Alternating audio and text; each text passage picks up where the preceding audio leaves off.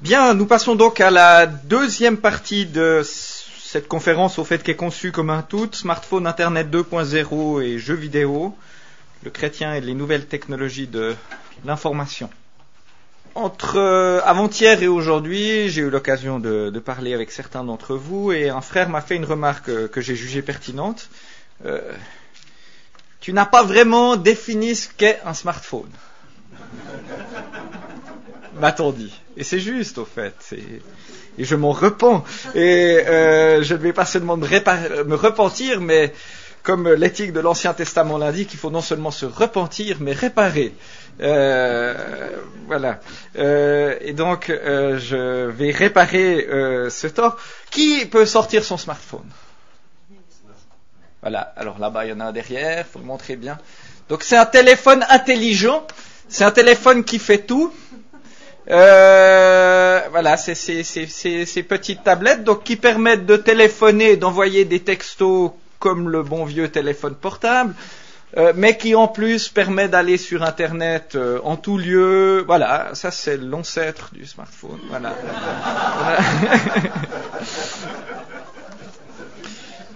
Et voilà.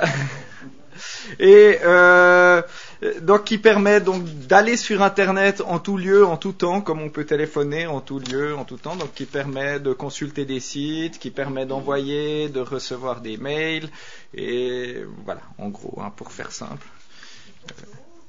Pardon ? Des photos, des vidéos, d'écouter de la musique. Plein de petits jeux quand on s'embête, etc. Voilà. Si jamais, je pense qu'il y a plein de gens qui seront très heureux de vous montrer concrètement. Et pour illustrer ça, je vais juste vous projeter deux petits documents vidéo parce que je me suis dit qu'une conférence sur les nouvelles technologies sans l'utilisation du beamer, ce serait pas possible. Qui parle justement du smartphone et qui nous donne un regard très contrasté sur le smartphone. Le premier extrait vidéo, je l'ai trouvé hier soir sur Internet quand je regardais un petit peu les nouvelles de ce qui se passait. J'ai vu que Facebook, donc Facebook c'est un site, un immense réseau qui permet au fait à chacun de devenir créateur de pages Internet. Au fait, on a une page et sur cette page on peut très facilement mettre des photos, des vidéos, des références à des livres qu'on a achetés, qu'on a aimés, etc. Et donc ça permet au fait à chacun de devenir concepteur Internet extrêmement facilement et de façon extrêmement interactive avec les autres qui sont dessus, donc d'échanger très facilement. Et je vais d'abord vous passer la dernière publicité faite par Facebook qui lance un nouveau produit la semaine prochaine avec un produit qu'ils appellent le smartphone Home, maison. Et vous allez voir leur publicité, c'est un monde très idéal. L'idée c'est d'avoir un smartphone, quand on l'allume, il est directement sur Facebook. D'accord ? Donc comme ça on est toujours connecté. Et dès qu'on allume, on voit tout de suite apparaître ce que nos amis ont posté, les dernières nouvelles, les dernières photos, dernières vidéos, avec possibilité de répondre immédiatement à ce que nos amis ont posté, dire c'est vraiment trop super, je suis content pour toi. Voilà. Et puis ça permet aussi, quand on regarde Internet ou n'importe quelle autre application, il y a une bande en haut qui permet à tout moment de voir ce que nos amis postent et puis de leur répondre tout de suite sans sortir de l'application. Vous voyez, c'est quand même très embêtant quand vous êtes en train de regarder un site Internet, vous devez fermer, ouvrir une nouvelle fenêtre, c'est compliqué. Maintenant, il n'y a plus besoin de ça, vous pouvez voir en direct toute la vie virtuelle de vos amis et participer en direct à la vie de vos... Donc vous êtes toujours connectés. C'est génial. Alors, je vais vous montrer la publicité parce qu'elle vaut son pesant de cacahuètes. Bon, c'est en anglais, donc si vous comprenez pas l'anglais, ben tant pis. Parce que dans les nouvelles technologies, il faut parler anglais. Et puis, alors vous verrez, c'est intéressant parce que donc ça joue beaucoup sur le fait de connecting people, connecter les gens, rester ensemble. Et ce qui est intéressant, c'est qu'on vend une connexion numérique, mais vous verrez que dans la publicité, il y a une très forte insistance sur le contact physique. Vous verrez, il y a des jeux de mains, etc., pour montrer qu'on se touche, qu'on est ensemble.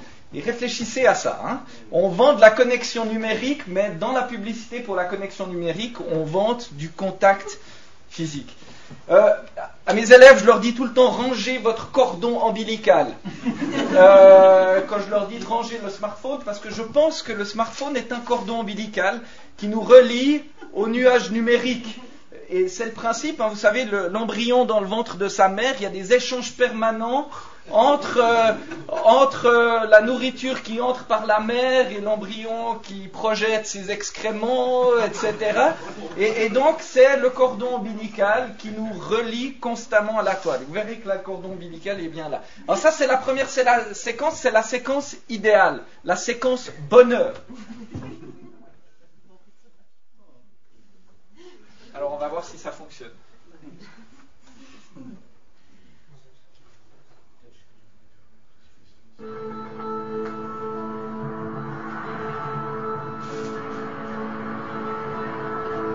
We carry our phones wherever we go.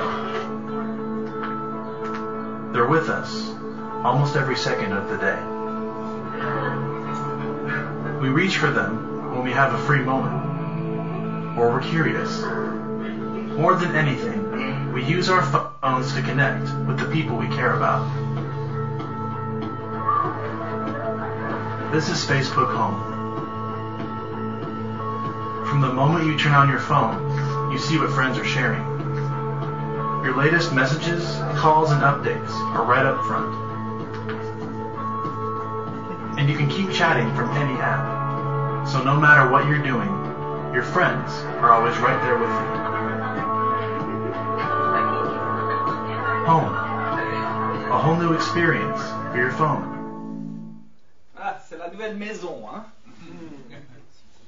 Voilà. Ça, c'est la vision béatifique. Et puis, il y a la vision horrifique. Alors, je m'excuse par avance. Oui, ça, c'est les 4 plus beaux enfants du monde. C'est tiré d'un film de Polanski qui s'appelle Carnage. Non, mais c'est juste 2 enfants qui se sont battus et il y a un enfant qui a donné un coup de bâton à l'autre et il y a les 4 parents qui se retrouvent pour discuter de l'incident et essayer de le résoudre. Voilà. Et la discussion dégénère au fait. Au début, on est entre personnes très civilisées, très bien, et petit à petit, la tension monte. Et les gens commencent à boire du whisky parce que on devient un petit peu nerveux et on veut se calmer. Les femmes aussi, et les femmes deviennent un petit peu éméchées. Et il y a une personne, un des papas, qui est quelqu'un de très important dans une assurance, et à peu près toutes les 2 minutes, son téléphone sonne parce qu'il doit résoudre un problème, parce qu'il semblerait qu'un produit pharmaceutique est en fait dangereux, et donc ils essayent de régler un différend familial, et toutes les 2 minutes le téléphone sonne, et le papa s'en va, il part, etc. À tel point qu'il y a tout le monde qui devient un petit peu fou, parce qu'on essaie de discuter, puis on est constamment interrompu. Et vous allez voir ce qui va se passer.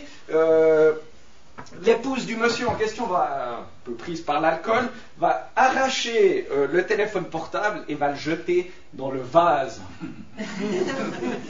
Parce qu'elle ne supportera plus. Et regardez bien le jeu de l'acteur en question, il est excellent. D'abord, il a une position animale, comme un gorille, à qui on a pris son objet. Et puis quand il verra que l'objet est et vous verrez ce qu'il répète tout le temps, c'est toute ma vie. Et puis à la fin, il est prostré dans un coin, toujours un peu comme un animal, etc. Et puis ensuite, l'actrice va faire une petite remarque sur le rapport des hommes, donc mâle, à ces objets qui, semble-t-il, n'est pas le même que celui des femmes. Voilà. Alors je m'excuse par avance, il y a quelques gros mots. Voilà, je suis désolé, mais bon, c'est... Enfin, pourquoi nous n'aurions pas le sens des autres et de la proximité? Pénélope, on n'en peut plus. Arrête de nous saouler avec ce baratin. Je vais tuer ce type. Oui. Voilà, Xème fois. Eh ben enlève et hontée. Elle a raison. J'en sais rien. Insupportable. Malhonnête. Malhonnête peut-être. Ben voilà. Et sinon, il a validé le reste. Parfait, tu vois. De quoi est-ce qu'on parlait? Des femmes pas? Nous étions en train de dire que, et je me fiche que mon mari ne soit pas d'accord, peu nous importe si ça a lieu de l'autre côté du monde. Nous devons tous nous sentir collectivement concernés. Collectivement concernés. Ouais. Nancy, c'est absurde de boire quand on est dans ton état. Dans quel état? Je vais très bien. Non, c'est une idée intéressante. Oui? Non, aucune interview avant que le communiqué soit diffusé. Monsieur Kawan, je vous prie de bien vouloir interrompre cette conversation indécente. Non, rappelle-lui juste que les actionnaires n'en auront rien à foutre. Les actionnaires ne veulent... Nancy, qu'est-ce que tu es devenu complètement taré, quoi? Voilà. Oh, bien joué. Je l'ai.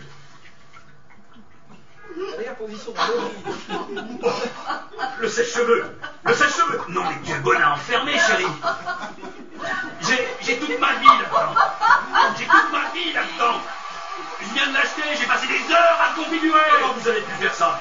C'est tout à fait irresponsable de votre part. J'avais toute mais... C'est toute ma vie qui était là-dedans. Tenez. Il faudrait... Je voudrais enlever la carte civile à votre fille. Comment on dit? Je viens de l'acheter, j'en sais rien. Attendez, laissez-moi voir, laissez-moi voir. Et elle trouve ça drôle. Elle trouve ça drôle.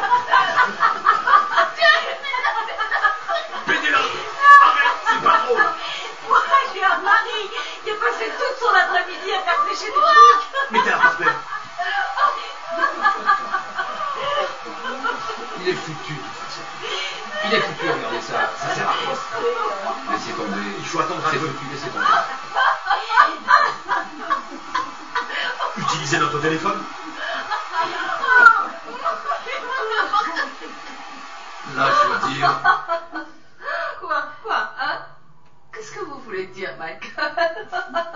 Non, en fait, vous pouvez rien dire. Moi, je dirais que c'est beaucoup mieux comme ça. Je dirais que c'est plus tranquille comme ça, vous trouvez pas? Les hommes, ils sont trop attachés à leurs jouets et ça les ravasse, ils perdent tout à fait leur crédibilité. Non, vous tenez. Une fois, il y avait un gars,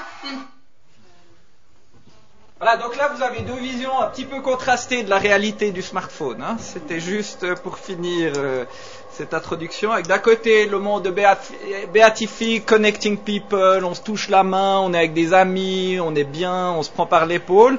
Voilà, version idéale. Et là vous avez la vision cauchemardesque avec ce père qui est tout le temps en train de téléphoner, qui rend tout le monde fou à tel point qu'on lui met son téléphone dans l'eau. Et sa réaction, c'est toute ma vie qui est là-dedans. Et donc vous avez vu les yeux qui sortent des orbites, la position du gorille. Et puis quand il voit qu'il va pas réussir à le récupérer, il est prostré dans un coin et tout est foutu. Et puis l'autre lui propose, si jamais vous pouvez utiliser le téléphone, mais ça c'est une proposition complètement inepte pour quelqu'un qui est accro au smartphone. Le téléphone fixe, c'est l'incarnation du passé. Voilà. Alors, on va donc prendre maintenant le point 5 de ces exposés. Et donc, voilà, vous remarquerez que j'ai mis 6 sous-points, ce qui est au fait beaucoup. Je vous cache pas que j'ai éprouvé quelques difficultés à choisir l'ordre des sous-points, parce que tout est organiquement lié. D'accord? Et au fait, on aurait pu mettre les choses dans un ordre complètement différent. Donc, vous verrez, il m'arrivera d'anticiper, de revenir. Donc, je vous demanderai un tout petit peu de souplesse à ce niveau parce que les choses sont passablement liées. Donc là, je postule avec ce point 5 que, au fait, il y a un effet retour des technologies sur l'utilisateur. Vous vous rappelez, on avait parlé un petit peu de l'effet retour, de la neutralité ou non-neutralité des techniques. Alors, mon postulat, c'est que, certes, on est toujours maître dans l'utilisation de notre outil technologique. Si vous avez un téléphone intelligent, vous êtes maître dans l'utilisation que vous en faites.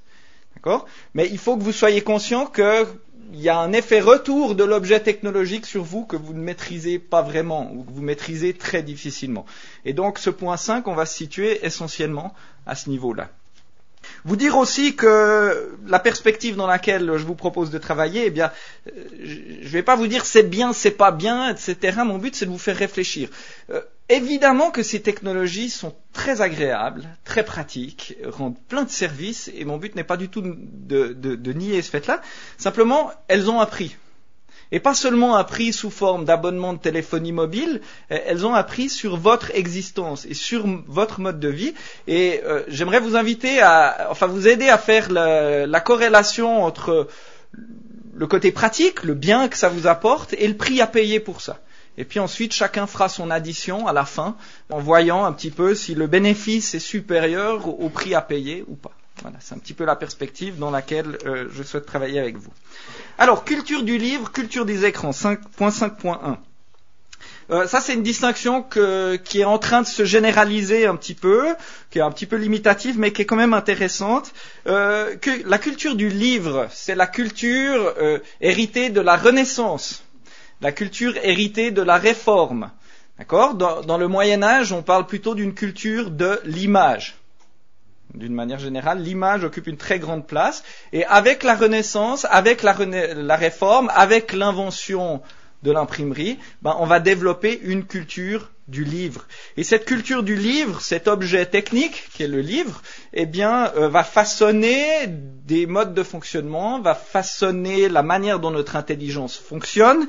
Le livre favorise la pensée linéaire. Le livre favorise le discours rationnel. On prend un objet et on construit cet objet, point 1, point 2, point 3, sous point 1, sous point 2, sous point 3. Et donc, on a un propos qui est construit, on a un propos qui est linéaire, forte valorisation des liens logiques, des articulations logiques dans le développement, dans la pensée. Et donc, dans la culture du livre, il y a l'idée, on se fixe sur un objet et on creuse un trou. D'accord ? C'est-à-dire qu'on se concentre sur une chose et on développe cette chose. Ça, c'est l'héritage de la Renaissance, c'est l'héritage de la Réforme, et cet héritage est tout à fait massif dans la culture occidentale. Il est massif jusque dans nos églises, avec l'exercice de la prédication. La prédication, c'est tout à fait la culture du livre. C'est-à-dire que vous avez un discours construit, vous prenez un verset biblique ou quelques versets bibliques, et le pasteur va construire son discours, point 1, point 2, point 3, bon ça dépend après aussi un petit peu des églises, comment on pratique, mais il y a quand même cette idée on prend quelque chose et on développe sa pensée de façon linéaire, construite, structurée. La Réforme, avec tous ses catéchismes, et le catéchisme de Heidelberg, c'est typiquement la culture du livre. C'est-à-dire qu'on essaie d'exposer de façon linéaire, construite, structurée, ce qu'il faut croire. Donc l'idée même du catéchisme, qui vise à structurer sa pensée à partir de la révélation, etc., c'est la culture du livre. Par culture des écrans, on essaye de définir ce qui vient maintenant. C'est plus la culture du livre, c'est la culture des écrans, parce que le singulier pour le livre se prête bien. Il y a un livre, une idée, on développe. La culture des écrans, c'est que vous avez toujours plusieurs écrans ouverts. D'accord ? Et donc la culture des écrans, en fait, c'est une culture du multitâche. Quand vous êtes sur votre ordinateur, vous avez plusieurs fenêtres, plusieurs Windows qui sont ouvertes. Et vous faites plusieurs choses en même temps. C'est-à-dire que pendant que vous êtes en train de taper votre prédication, il y a des systèmes d'alarme qui vous informent que vous avez reçu un mail auquel vous avez vite répondre parce que c'est super important. Et puis vous avez tout à coup votre page Facebook qui se met à bouger parce qu'il y a un de vos amis qui a mis des photos de ses vacances au Malaisie. Puis comme vous n'êtes pas trop inspiré avec votre prédication, vous allez vite regarder ces photos parce que c'est quand même sympa de voir qu'il y a quelqu'un qui a un endroit où il fait 40 degrés et qui fait beau, etc. Et puis tout à coup, pendant votre prédication, vous étiez en train de vous rappeler d'une référence d'un livre, alors vous allez vite aller sur Internet, sur Amazon, juste pour voir le livre, etc. Ça vous change aussi un petit peu les idées. Donc vous voyez, vous êtes en train de faire 3, 4, 5, 6 choses en même temps, au fait. D'accord ? Ça, c'est la culture des écrans. On se concentre plus sur une chose, mais on a plusieurs fenêtres ouvertes en même temps. Et au fait, on est tout le temps en train de faire plein de choses en même temps, si on réfléchit. Et ça, ces nouvelles technologies nous invitent à ça. Il y a une incitation à fonctionner de cette manière-là. Ça valorise d'autres compétences. C'est plus la pensée rationnelle, logique, structurée, etc. C'est une pensée qui devient beaucoup plus intuitive, beaucoup plus fluide, beaucoup plus dynamique. On travaille de façon beaucoup plus analogique, où on saute d'une chose à l'autre, comme ça, sans qu'il y ait forcément de lien logique, sans qu'il y ait forcément de quelque chose de structuré. Quand vous allez sur Internet, parfois vous allez sur Internet et puis vous savez exactement ce que vous cherchez, vous y allez, mais quand on surfe sur Internet, généralement, on ne sait pas où on va, au fait.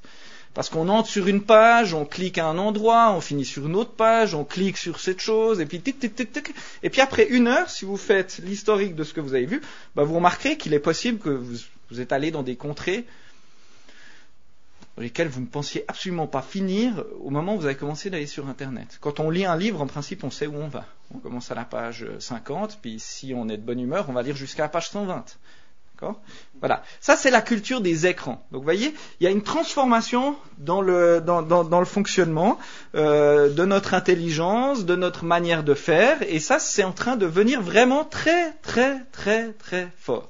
Très, très fort. Et pour enseigner la littérature, ce qui implique notamment enseigner la dissertation à des jeunes, qui est typiquement un exercice culture du livre, typiquement un exercice rationnel, point 2, point 3, point 3, etc. En enseignant la philosophie à des jeunes, où il faut quand même essayer de raisonner de façon plus ou moins structurée, je me rends compte quotidiennement que la culture des écrans est là. D'accord ? La culture des écrans est là.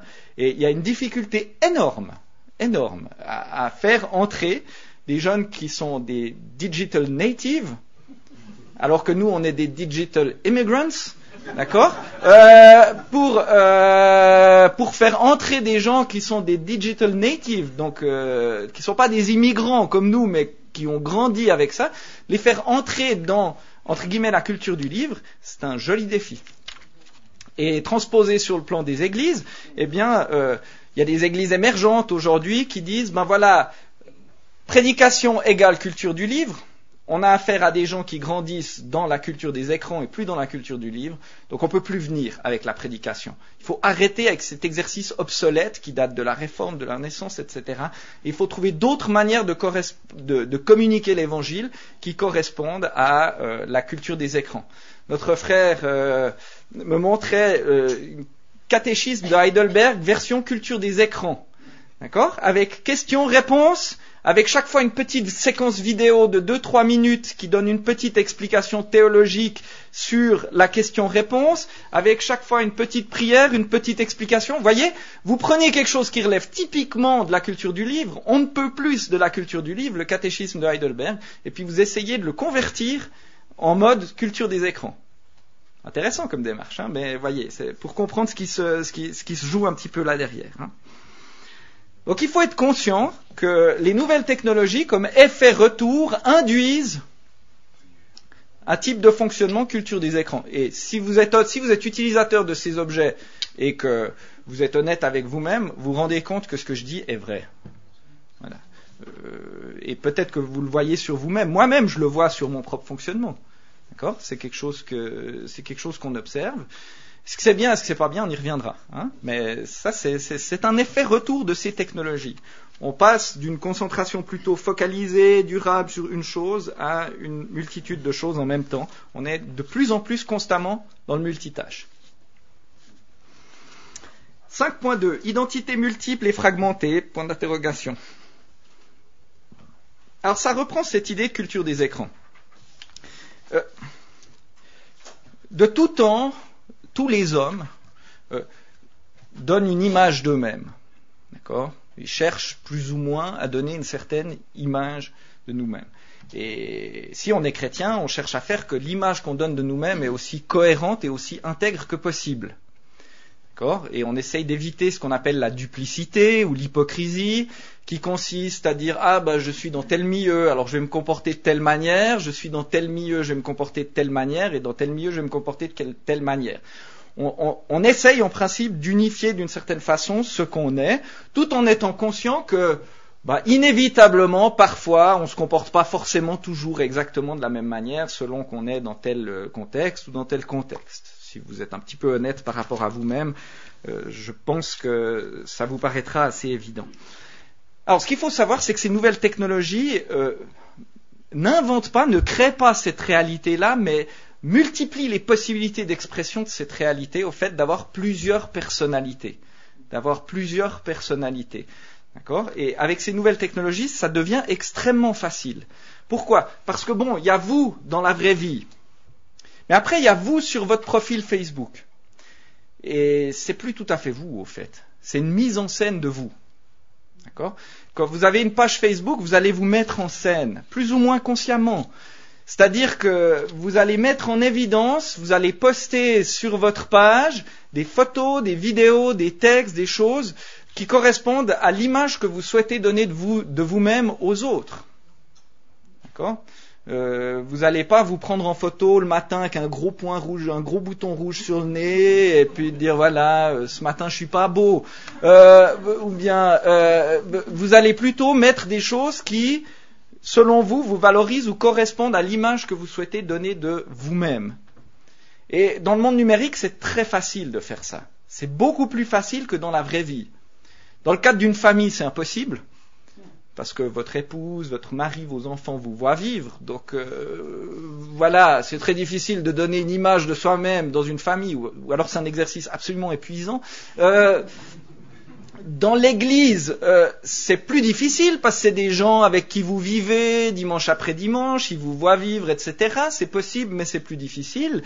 Donc vous voyez, dans la vraie vie, il y a des niveaux, mais c'est quand même quelque chose d'un peu compliqué de durablement construire une identité. Sur Facebook, c'est beaucoup plus simple parce que c'est des gens que vous voyez pas, ou une fois par année, ou une fois tous les tremblements de terre. Et donc vous pouvez donner une image cinématisée de votre vie. C'est-à-dire, vous fabriquez une image qui correspond à ce que vous voulez être. Les jeunes se fabriquent même parfois plusieurs identités sur Internet. Ça s'arrête souvent pas à une. Ça, c'est encore un truc de vieux d'avoir qu'une identité sur Internet. Vous savez, j'ai mon identité réelle puis mon identité virtuelle. Souvent, les jeunes se construisent plusieurs. Par exemple, on va faire la page Facebook officielle. Celle où il y a papa, maman, qui sont mes amis, mes friends. D'accord, grand-papa, grand-maman, parce que grand-papa habite en Amérique, alors c'est quand même sympa qu'il soit un de mes friends, et puis qu'il puisse voir ce que je mets aussi sur ma page Facebook. Donc on a la page Facebook officielle, où on est un gentil garçon, on est une gentille fille, où on met une photo avec une jolie petite chemise, etc. Et puis comme ça, papa, maman ne s'inquiètent pas. Et puis ensuite, il y a une autre page. Il y a l'autre page, vous voyez, il y a Dr. Jekyll, puis il y a Mr. Hyde. Et puis il y a l'autre page Facebook qui est destinée aux amis.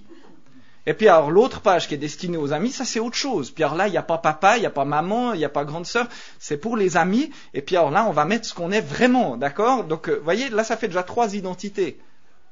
Et puis on peut multiplier encore. D'accord ? Et donc ça c'est la culture des écrans. Il n'y a plus une chose sur laquelle on se focalise, mais dispersion. Plusieurs choses. D'accord ? Et ça va. Donc nous, les digital immigrants, généralement pour ceux qui sont sur Facebook, ça se limite à 2 identités. Il y a mon identité réelle, puis il y a l'identité virtuelle. Il faut être conscient que pour les jeunes qui viennent maintenant, il y a plus que 2 identités. Et ça peut aller jusqu'à 4, 5 identités selon les sites sur lesquels on va, suivant avec qui on veut être communication. Par exemple, je sais pas, si vous avez un jeune qui est encore un sataniste convaincu, il va peut-être se faire encore un profil de sataniste, parce qu'il voudra quand même pas effrayer trop ses copains en mettant tous ces trucs de sataniste avec les autres. Alors il va se créer encore un profil supplémentaire. Donc il y a la vraie vie, il y a l'identité pour papa-maman, il y a l'identité pour les copains du lycée, et puis il y a encore l'identité pour mes amis satanistes, etc. Et vous voyez, on joue avec ça. Et on passe avec une très très grande souplesse d'une identité à l'autre. Beaucoup plus de souplesse que nous. Parce que c'est la culture, non pas du livre, mais des écrans. Et il y a une plasticité, et ça c'est l'hyper-réalité. D'accord ? C'est-à-dire que la vie, on est dans la réalité, bien sûr, on va toujours se brosser les dents, on va toujours manger des cornflakes, donc on est toujours dans la réalité. C'est idiot de dire qu'on n'est plus dans la réalité. On se prend toujours des mauvaises notes ou des bonnes notes à l'école, etc. La réalité, on est toujours dedans. On ne peut pas dire qu'on n'est pas dans la réalité, mais on est dans une réalité augmentée. Une réalité sur laquelle vient se greffer une strate numérique, une vie numérique dont l'étendue et la distance ne sont pas toujours faciles à penser. Vous voyez, ça crée une réalité numérique, virtuelle, fictive. Mais vous voyez, ces mots dysfonctionnent. Ça marche plus tout à fait, parce que si vous discutez avec des jeunes, pour eux, leur vie sur Facebook est probablement pas loin d'être aussi importante que la vie réelle. D'accord ? Et la distance entre cette strate cybernétique et la vraie vie devient très très difficile à penser. Vous vous rappelez, je vous parlais de distance et d'étendue. Très difficile à penser, voire même parfois impossible à penser. Et l'étendue de ce cyberworld devient presque aussi grande potentiellement que la réalité. Parce qu'Internet est infini. D'accord ? Donc c'est très compliqué au fait pour les jeunes de gérer ces éléments-là. Et là je pense qu'il y a vraiment une responsabilité pastorale, parentale de réfléchir avec les jeunes à cet élément de distance, d'étendue. Comment est-ce que tu articules la dimension virtuelle avec la dimension de ta vraie vie? Comment est-ce que tu vis cette réalité-là? Et je pense que c'est très important. Dans les cas extrêmes, on arrive même à l'abolition de l'ancrage psychologique dans la vraie réalité. Mais ça, c'est des cas extrêmes qui sont pathologiques, qui ne concernent pas l'écrasante majorité des jeunes et des adolescents, mais en fait, on en vient à perdre l'ancrage référentiel de la vraie réalité. Il faut aussi être conscient, petite remarque, que c'est pas toujours très charitable, au fait, l'utilisation qu'on fait de Facebook. Parfois, à force de que mettre en valeur ce qui va bien de notre vie, on peut susciter l'envie des autres et les rendre jaloux de notre vie et de façon méchante, finalement, sans le vouloir, parce que on va mettre en évidence que ce qui va bien dans notre vie, que les belles vacances familiales passées super réussies, et on va pas forcément intégrer la manière dont les autres vont réagir quand on va présenter cette image du bonheur, et cette image de la vie réussie, cette image de la vie intéressante, et c'est une cause de souffrance qui est avérée pour beaucoup. En allant sur Facebook, on devient frustré parce qu'on a l'impression que notre vie, elle est nulle par rapport à la vie que vivent les autres. Parce que les autres, eux, ils ont une vie réussie, ils ont une vie intéressante. Puis ma vie à côté, elle est vraiment zéro, quoi. Et il faut faire attention à ça aussi, dans cette gestion, de pas vouloir donner une vision béatifique, paradisiaque de notre vie. On suscite la jalousie, on devient des occasions de chute pour les autres. Et je pense qu'en tant que chrétien, les épîtres de Paul sur les forts, les faibles, etc., je pense que ça doit nous parler à ce niveau. Point 5.3. Vous voyez, aujourd'hui, je ne vais pas me laisser piéger par le temps. Bon. Point 5.3. Quelle distance relationnelle? Ça, c'est un autre point d'effet-retour auquel il faut penser. Par distance relationnelle, j'entends les liens de la proximité qu'on a avec telle ou telle personne. Ma distance relationnelle maximale est avec mon épouse. Après, avec mes enfants. Après, avec mes parents. Mes oncles, mes tantes, les frères et sœurs de l'église, des amis plus proches, ensuite mes collègues de travail, ensuite mes voisins, etc. Vous voyez, on a tous des distances relationnelles différentes qui sont à géométrie variable. Et il y a pratiquement pas deux personnes avec lesquelles vous avez la même distance relationnelle, de très proche à très lointain. Alors, on observe un phénomène intéressant avec ces nouvelles technologies, c'est que ça reconfigure aussi les distances relationnelles. Vous voyez, quand vous affichez 471 friends ou amis sur Facebook, quelle est la distance relationnelle avec ces personnes-là? Est-ce que ce sont vraiment des amis? Non. C'est pas des amis, c'est des friends. C'est pas la même chose. D'accord? Des amis et des friends, c'est pas la même chose. Aristote disait que les vrais amis, on en a peu. Les vrais amis, on les compte sur les doigts d'une main. Voilà. Pourquoi? Parce que l'amitié, ça demande du temps, ça demande de s'investir dans la relation, et je suis sûr, si vous comptez quels sont les vrais amis que vous avez, vous n'en avez pas plus que les doigts d'une main. Voilà. Ça n'a rien à voir avec les friends sur Facebook. Et il faut être conscient qu'avec cette culture du multimédia, des écrans, des fois il y a des incompréhensions au niveau des distances relationnelles, si vous voulez.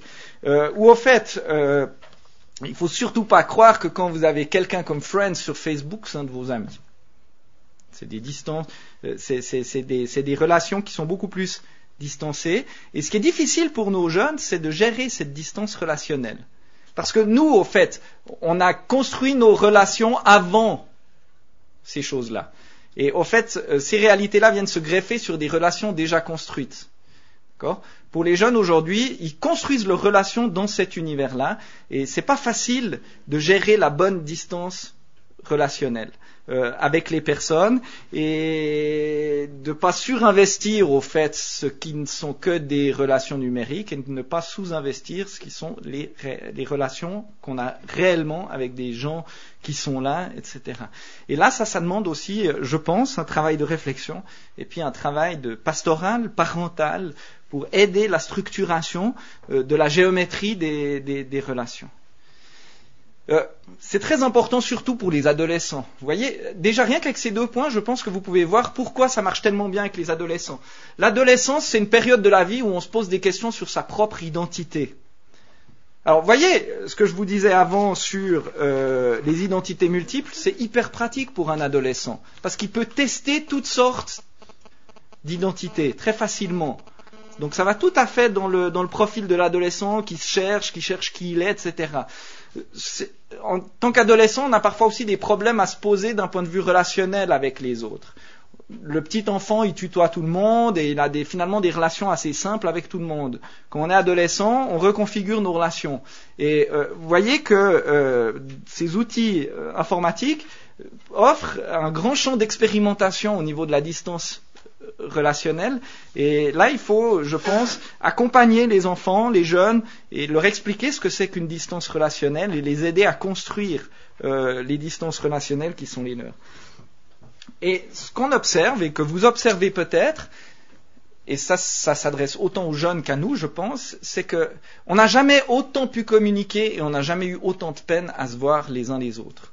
Ça, c'est vraiment quelque chose qui me frappe. C'est-à-dire se voir. On va se boire une bière. Et puis on passe 1h30 dans un bistrot ensemble, puis on discute, puis on passe un bon moment. C'est quelque chose qui est en train de devenir infiniment difficile.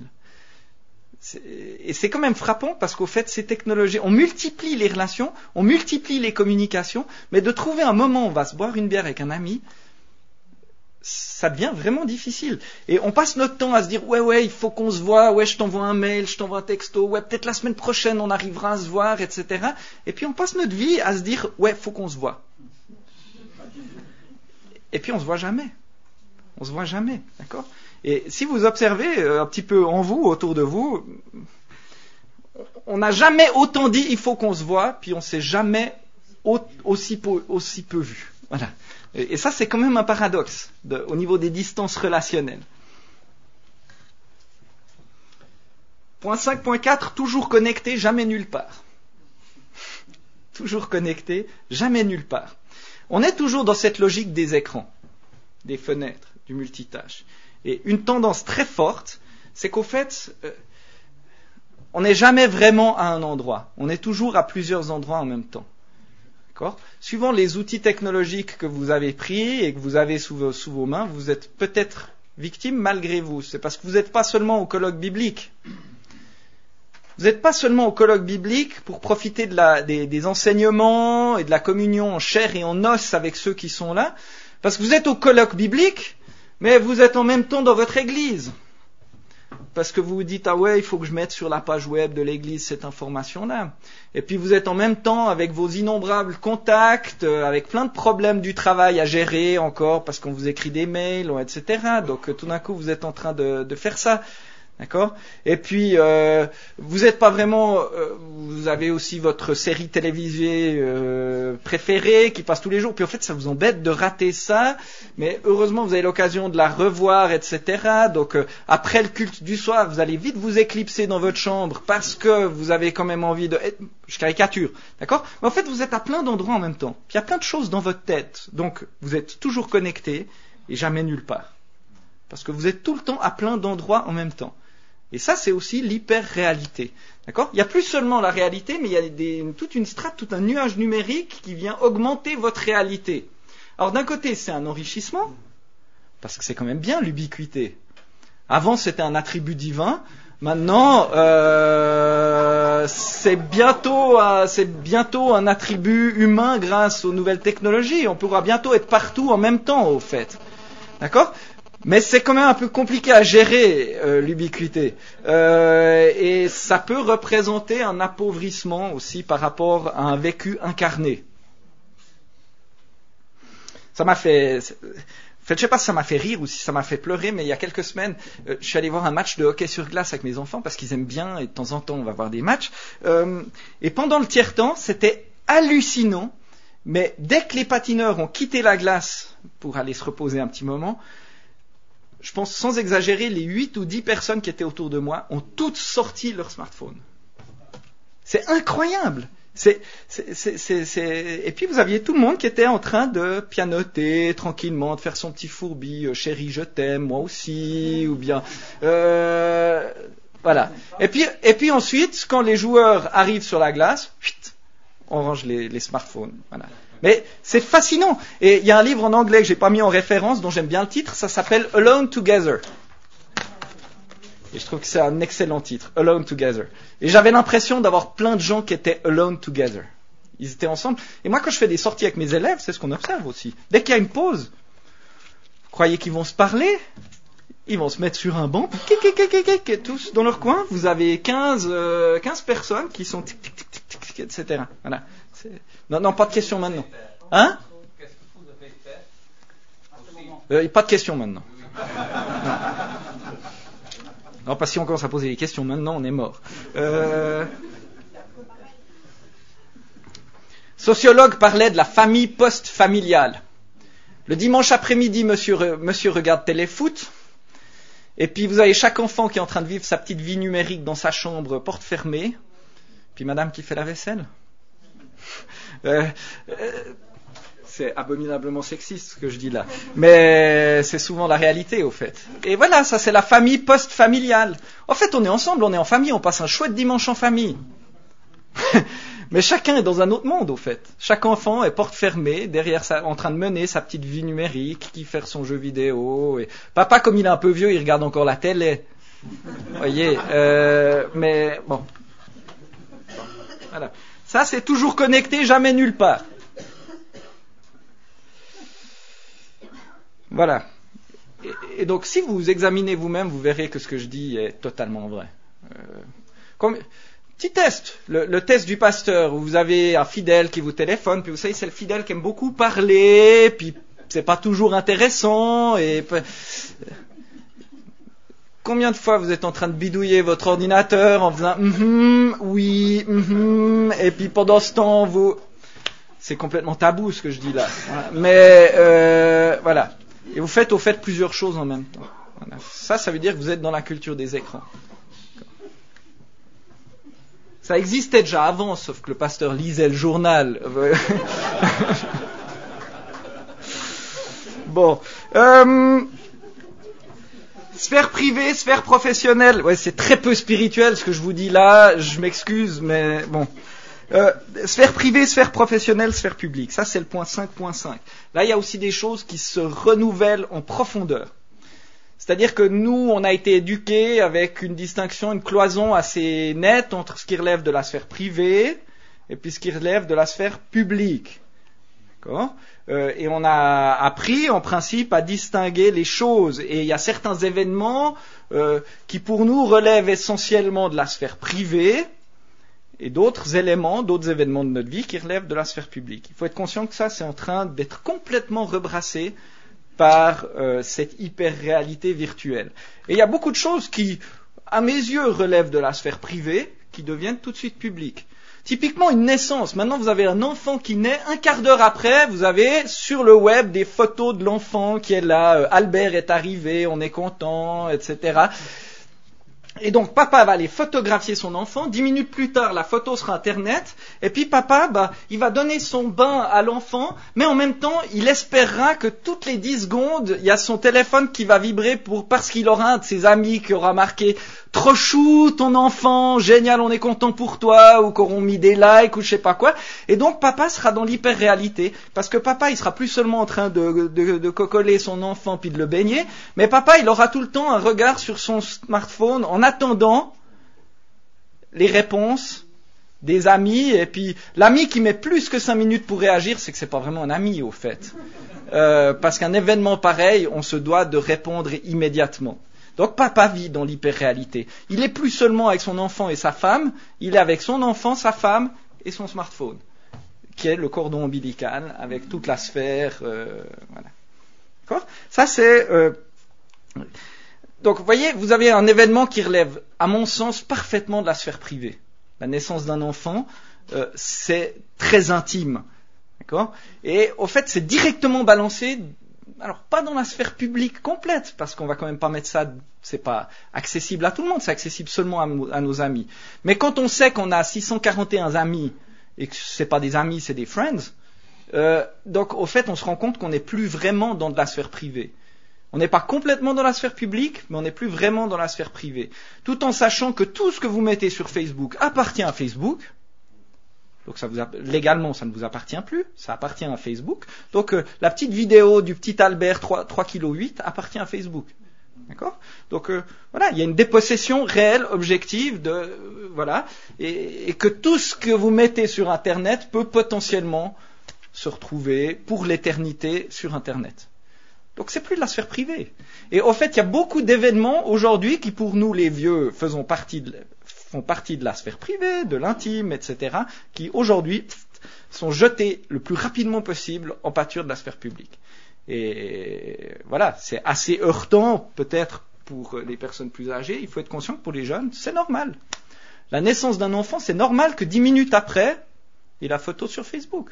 Parce qu'on est dans la réalité augmentée. C'est-à-dire qu'on ne se contente plus simplement de la réalité banale, mais on donne une nouvelle dimension numérique qui vient se greffer et qui vient amplifier d'une certaine façon ce qu'on est en train de vivre maintenant.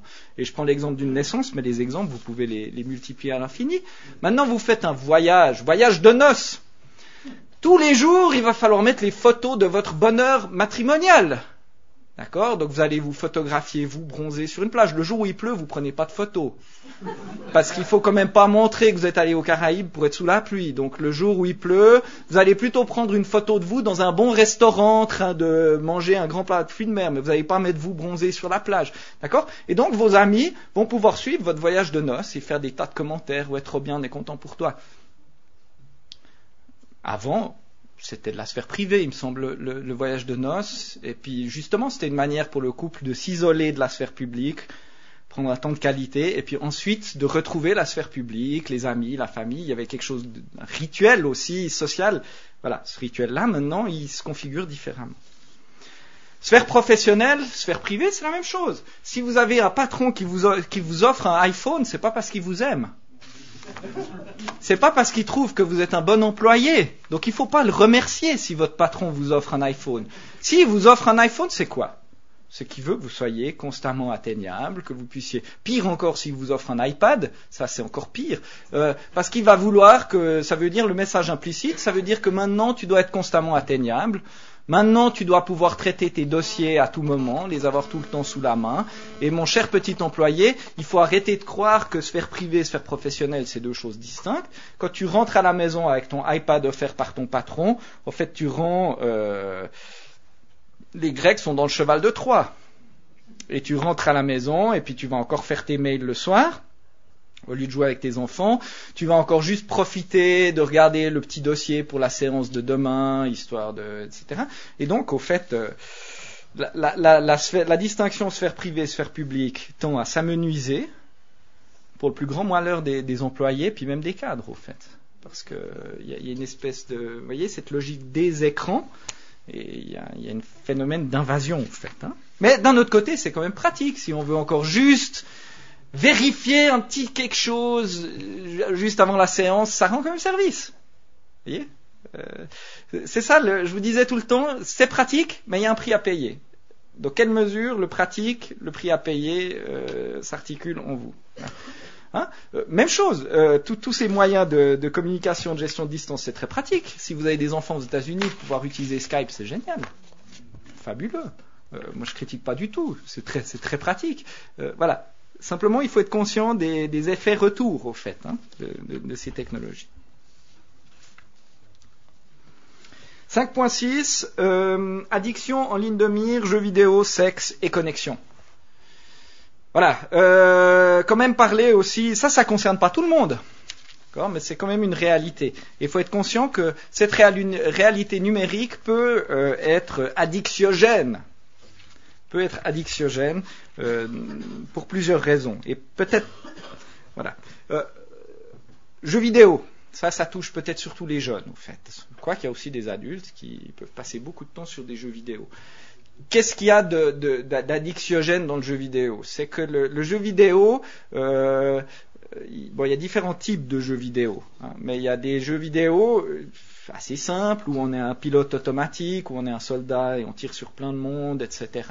Et le jeu vidéo pour le jeune et peut-être parfois pour l'adulte aussi est très gratifiant. Parce que vous pouvez essayer plein de fois votre Grand Prix. Si vous vous plantez, c'est pas grave. Vous pressez sur Start. Puis si vous réussissez, il y a une super coupe qui apparaît. Vous avez gagné 100 000 points. Donc, quand vous faites les choses bien, vous êtes très gratifié. Le jeu vidéo vous gratifie fortement.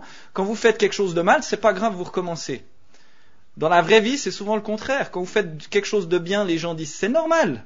On fait son boulot. Puis quand vous faites quelque chose de mal, voilà, peut-être que les pasteurs connaissent ce genre de réalité. Le jeu vidéo, c'est l'inverse. Quand vous faites quelque chose de mal, c'est pas grave, et quand vous faites quelque chose de bien, on vous hyper gratifie. Et ça, c'est addictif, parce qu'on a tous besoin de gratification dans la vie. Personne ne peut vivre sans être gratifié d'une manière ou d'une autre, que ce soit par son conjoint, par ses enfants, par ses collègues, par etc. D'accord ? Et donc, pour ça, le jeu vidéo peut devenir très addictif, parce que c'est très gratifiant. Très gratifiant, puis peu importe finalement que ce soit pas la vraie réalité. Vous avez aussi les jeux vidéo qui reconstruisent des univers à très grande dimension, et pour les jeunes ou comme ça qui aiment se promener dans différents univers, etc., ça peut aussi être très gratifiant, parce qu'on va se promener dans des univers qui peuvent être assez captivants, qui peuvent être assez fascinants. On va projeter notre moi fictif dans ces univers. Plus on joue, plus on devient responsable. Plus on sait faire de choses, plus on devient compétent, peut-être même qu'on va pouvoir avoir des responsabilités sur d'autres internautes, donc on devient vraiment quelqu'un dans cet univers-là. Et souvent, ce qui se passe avec les jeunes, c'est que plus on devient quelqu'un dans cet univers, et moins on devient quelqu'un dans la vraie vie.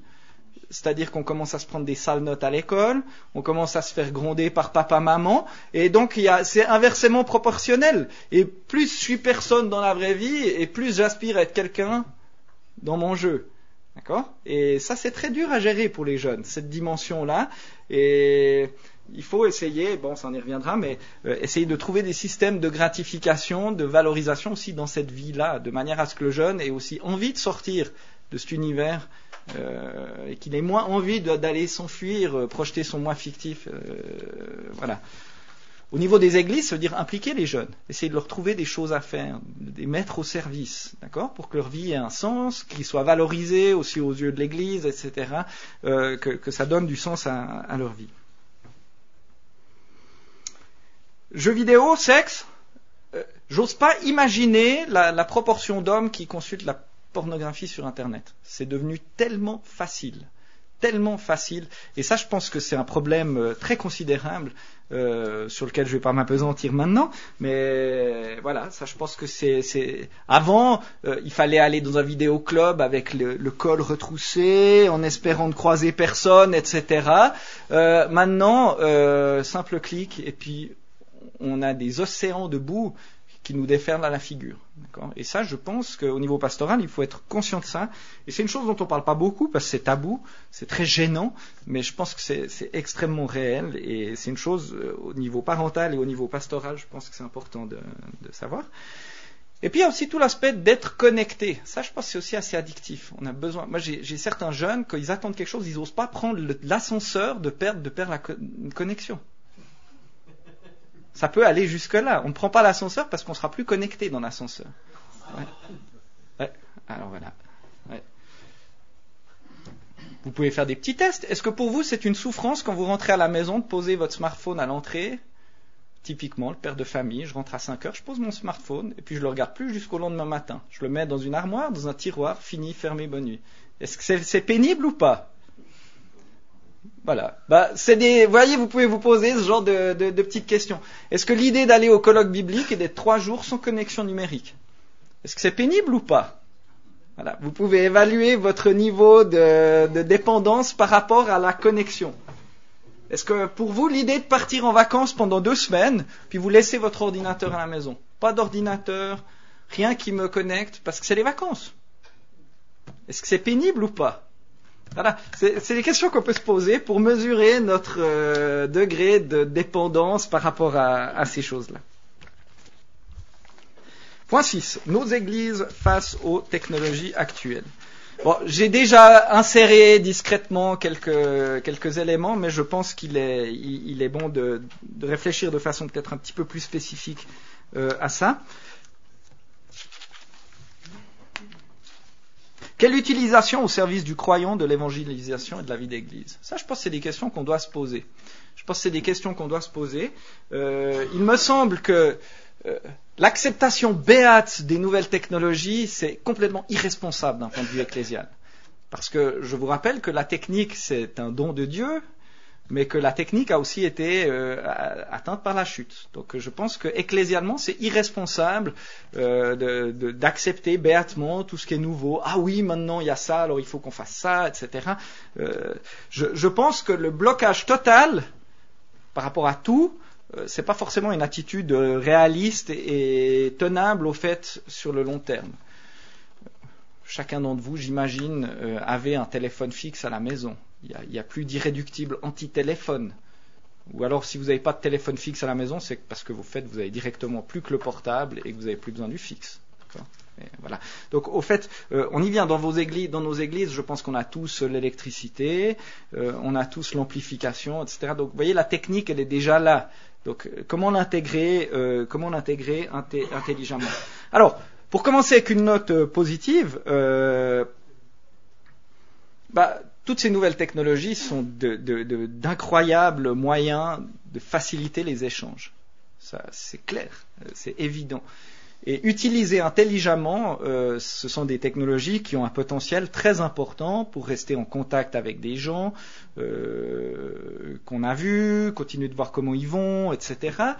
Ça peut être une occasion aussi très importante pour toucher des gens. Quand vous organisez quelque chose à l'église, si tous les membres de l'église mettent sur leur page Facebook qu'il y a tel événement, telle soirée, etc., vous allez pouvoir toucher gratuitement des centaines de personnes d'un seul coup, très facilement, alors qu'avant il fallait imprimer des flyers, c'était compliqué, ça coûtait cher, voilà. Donc vous voyez, il y a des potentialités tout à fait considérables pour toucher des gens, pour aller les chercher là où ils sont, pour entretenir, etc. Et donc voilà, ça c'est des choses, je pense, dont on doit être conscient. Il y a des possibilités aussi didactiques qui peuvent être tout à fait intéressantes, c'est-à-dire que les moyens technologiques actuels peuvent être utilisés pour transmettre certains enseignements, pour aller chercher des gens là où on n'arriverait peut-être pas forcément à les toucher, etc. Et je pense que l'Église doit être consciente de ça. La réforme n'aurait pas eu lieu si les réformateurs n'avaient pas utilisé l'imprimerie. La réforme est intimement liée au développement de l'imprimerie. Et les réformateurs ont enfourché l'imprimerie pour répandre leurs idées. Et je pense que nous, on a cette responsabilité de voir comment utiliser ces technologies pour essayer de toucher des gens qu'on n'arriverait peut-être pas à toucher autrement. Et ça, je pense que dans les églises, on peut s'appuyer sur les plutôt jeunes générations. Parce que souvent, les générations un petit peu plus aînées ont un peu plus de peine à être créatives dans ce genre de domaine parce qu'on est des immigrants. Voilà. La question, c'est jusqu'où aller. Je vous parlais avant un peu des églises émergentes qui suppriment la prédication et qui font des cultes selon la logique des écrans. Personnellement, je pense qu'on ne peut pas aller aussi loin que ça. Et ça, on y viendra au point 6.2, la sanctification et unification de la personne, et je vous expliquerai pourquoi. Je pense qu'il ne faut aussi pas être trop naïf en tant que chrétien. Parfois, je suis un peu étonné de voir ce que certaines églises mettent sur Internet, certains contenus qui ne me semblent pas toujours très réfléchis dans le monde dans lequel nous vivons. On n'a pas que des amis dans le monde. D'accord ? On n'a pas que des amis, il n'y a pas que des gens qui nous veulent du bien. Et ce qu'il faut être conscient, c'est que quand vous prêchez, brave petit pasteur dans votre paroisse, vous êtes dans un contexte précis, un contexte d'énonciation précis, à un moment donné, dans un contexte qui est ce qu'il est, et vous allez peut-être dire des choses qui sont très appropriées dans le contexte, mais qui, hors contexte absolu sur Internet, peuvent être assez limites au fait. D'accord ? Et je pense que là, il y a une absence de réflexion assez phénoménale à ce niveau-là. On va tout mettre sur Internet. D'accord ? Parce que comme ça, tout le monde pourra tout voir. et puis ce sera génial. Voilà. Je pense que c'est un peu naïf, et je pense qu'on est parfois un petit peu, pas tout à fait assez rusé comme des serpents par rapport à ça. Et il y a d'autres raisons encore que j'avancerai avec plutôt au point 3. Il faut aussi être conscient que Internet horizontalise tout. Toutes les paroles se valent sur Internet. D'accord ? Donc vous pouvez avoir des fidèles qui vont piocher à gauche, à droite des documents, des conférences, des exposés, et ils vont tout mettre exactement sur le même plan. Le charlot qui dit n'importe quoi et le grand docteur qui a beaucoup étudié sur la question, tout est nivelé. Hein ? D'accord ? Et ça, il faut aussi être conscient qu'au niveau ecclésial, en théologie réformée, on a une théologie des ministères. Et on pense que dans l'Église réformée, Dieu donne des ministres qui ont une formation adéquate et donc dont la parole a peut-être plus de poids que le simple fidèle qui vient à l'église depuis une semaine.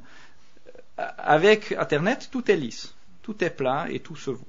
Donc ça, il faut aussi être conscient de ces éléments-là. Je passe au point 6.2, 6.3. Sanctification et unification de la personne. Je m'excuse, je vais un petit peu au galop aujourd'hui parce que je me suis fait piéger un peu mercredi et j'ai pas envie de me faire piéger une deuxième fois. Je pense que aujourd'hui, ça sert à rien de bloquer complètement, fermement, frontalement par rapport à ces évolutions. Mais je pense qu'en tant qu'Église, il y a deux axes sur lesquels il est capital de travailler. C'est dans la compréhension de la sanctification comme une unification de la personne. Théologiquement, je vais pas vous parler maintenant théologiquement de la sanctification, mais je pense qu'il est important de comprendre la sanctification comme le chemin vers l'unification de la personne.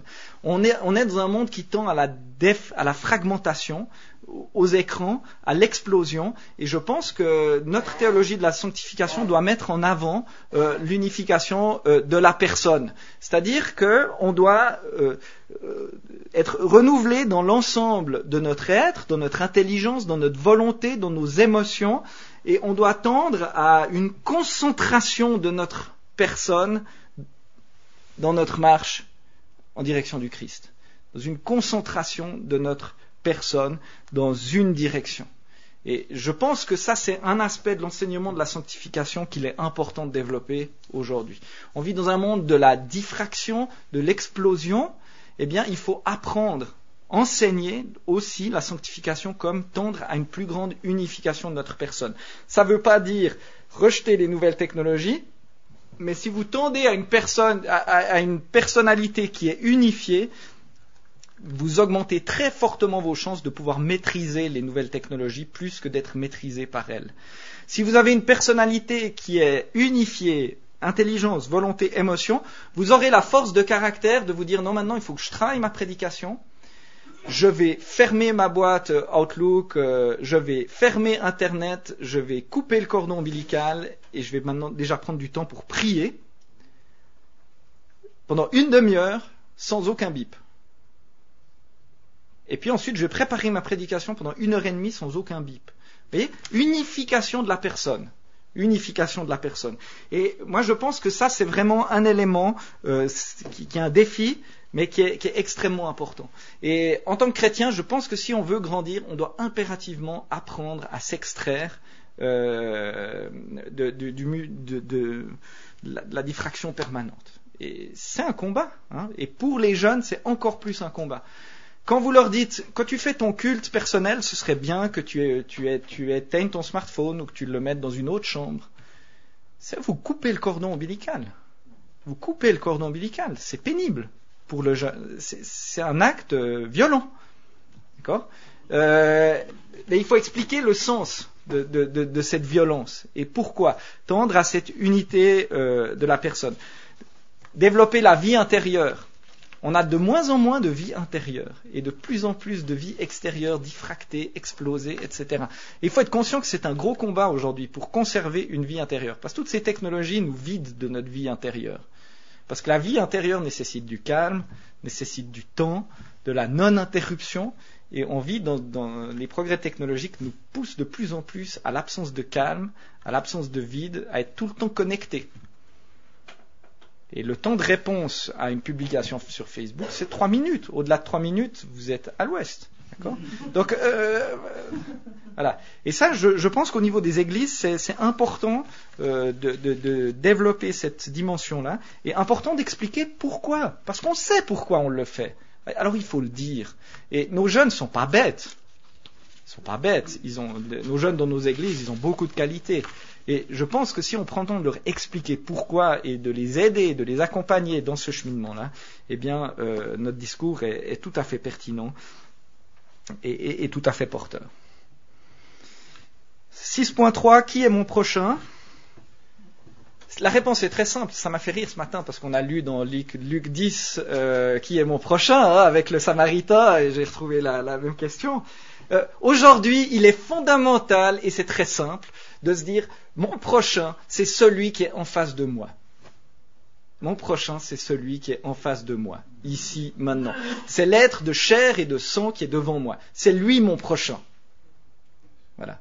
Et voilà, il faut travailler à rappeler aux gens que le prochain, quand tu es au restaurant avec ton épouse, ton prochain, c'est ton épouse. Et si le téléphone sonne, tu éteins le téléphone. Parce que, en ce moment-là, ton prochain, c'est ton épouse. C'est pas le patron ou le copain ou etc. qui t'appelle. Tu passes un moment avec ton épouse, c'est elle ton prochain en ce moment-là. Quand tu discutes avec tes enfants ou que tu fais un jeu avec tes enfants, ton prochain, c'est ton enfant. C'est pas ton téléphone qui sonne ou etc. D'accord ? Quand tu es en visite pastorale avec un fidèle, ton prochain, c'est le fidèle qui est devant toi. C'est pas ton mail qui vient de faire ting, etc. D'accord ? Donc la réponse, elle est simple. Qui est mon prochain ? C'est celui qui est en face de toi. Sauf extrême urgence, où vous savez que dans votre église, il y a quelqu'un qui va mourir d'une minute à l'autre, ou bien que vous savez que votre fille va accoucher d'une minute à l'autre. Bon, évidemment, il ne faut pas être des ayatollahs non plus. Mais vous voyez un petit peu dans la direction, dans laquelle direction on va. Et je pense qu'aujourd'hui, il est extrêmement important d'insister sur les vraies relations humaines. Et c'est pour ça que c'est très important de venir au colloque biblique. Parce qu'on a des vraies relations humaines. D'accord ? C'est pas simplement... Moi, je m'en fous, cette année, je viens pas au colloque parce que de toute façon, je prends les cassettes. Je prends les CD. Ça, c'est très à la mode. Hein ? Ouais, ce colloque, ça a l'air bien. Ouais, les orateurs ont l'air intéressants cette année. Bon, ça m'embête un peu. Bon, c'est pas grave. Je commanderai les enregistrements. Voilà. Ça, c'est très comme ça. Ou bien, ouais, mon pasteur, il est un peu nul. Par contre, il y a toute une série de prédications de John MacArthur sur Internet. Ouh, ouais, je crois bien que le dimanche matin, finalement, ce sera quand même mieux d'écouter John MacArthur, parce que là, au moins, je sais que je suis bien nourri. Mon pasteur un peu nul, moi, je vais une fois par mois à l'église, parce que comme ça, il me reconnaît toujours, mais voilà. Insister sur les vraies relations humaines. Mon prochain, c'est celui avec qui je vis. Et c'est pour ça que très content qu'il y ait du monde à ce colloque. Parce que vous voyez, on partage des repas et on peut discuter ensemble. On passe des moments de qualité ensemble. On apprend à se connaître. On va se partager des sujets qu'on ne se partage pas sur les réseaux sociaux. Pas même sur Skype. Quand vous parlez à quelqu'un sur Skype, vous ne le regardez jamais dans les yeux. Je ne sais pas si vous avez remarqué. Vous regardez toujours l'écran, la caméra, et sur Skype, on ne se regarde pas dans les yeux. Intéressant. Le fait de jamais se regarder dans les yeux rend plus difficile le fait d'aborder certains sujets. C'est très simple, on est comme ça. Quand on veut avoir des discussions profondes avec des gens, on les regarde dans les yeux, et puis on prend du temps, etc. D'accord ? Et dans nos églises, il est important d'enseigner les gens qu'il est important de venir à l'église, il est important de participer aux activités de l'église, d'être là. Et quand on est là, on est vraiment là, pour de vrai. On n'est pas nulle part, parce que partout. D'accord ? Où on prend du temps et on construit ensemble. À Lausanne, on a mis sur pied, avec plusieurs églises réformées baptistes, un petit organe de formation qui s'appelle le collège biblique. C'est pour des gens qui ont généralement une famille, un métier, qui veulent s'engager plus dans l'église. C'est une formation qui dure 4 ans, à raison d'un samedi par mois. Thierry Comte a subi cette formation. Et par principe, on n'enregistre pas. Et on se comporte en véritable terroriste pour que les gens viennent. Parce que pour nous, c'est extrêmement important d'avoir une vie communautaire, que les étudiants puissent échanger entre eux, qu'ils puissent s'encourager mutuellement, qu'ils puissent s'aider. Aussi le contact avec les professeurs, le contact humain, donc pas seulement le contact enregistré ou le contact visuel via une caméra, mais le contact humain. Et c'est très important. Et je pense que dans nos églises, qui est mon prochain, il y a une réflexion à avoir. Qui est mon prochain, individuellement et ecclésialement.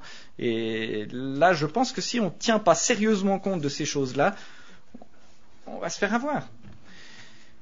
Et vous voyez, le cyberchrétien qui écoute des super prédications sur Internet, mais qui ne vient pas à l'église, ça ne sert à rien en fait. Ce n'est pas ce que Dieu veut pour son peuple. Il n'a pas sauvé des individus, il a sauvé un peuple. Et cette dimension-là, elle doit vraiment être assumée, je pense. Et il faut faire très attention. Voilà, ça c'est 2 pistes de réflexion que je vous laisse. Donc vous comprenez bien que ces pistes-là, ça ne veut pas forcément dire lancer votre smartphone dans le vase à tulipes. D'accord ?